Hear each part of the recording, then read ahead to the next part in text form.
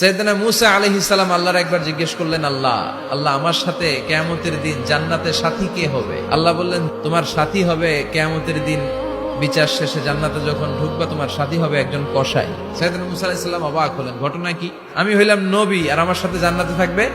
আল্লাহ বললেন, নিজেই দেখে আসো এটা কেমন কসাই। সাইয়েদনা মূসা আলাইহিস সালাম ছদ্মবেশে কসাইয়ের দোকানে দাঁড়িয়ে রইলেন। দেখলেন স্পেশাল বিশেষ কোনো আমল নাই, কসাই শুধু গোশত কাটে, গোশত বিক্রি করে। দিন শেষে দোকান বন্ধ করে প্যাকেটের ভেতরে গোশত নিয়ে বাড়িতে রওনা হয়েছে।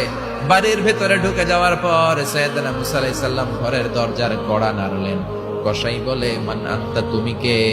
মূসা আলাইহিস সালাম বললেন, আনা মুসাফির, আমি মুসাফির, থাকার জায়গা নেই, আপনি যদি থাকার জায়গা দেন আপনার বাড়িতে থাকবো। কসাই বলে, আসেন।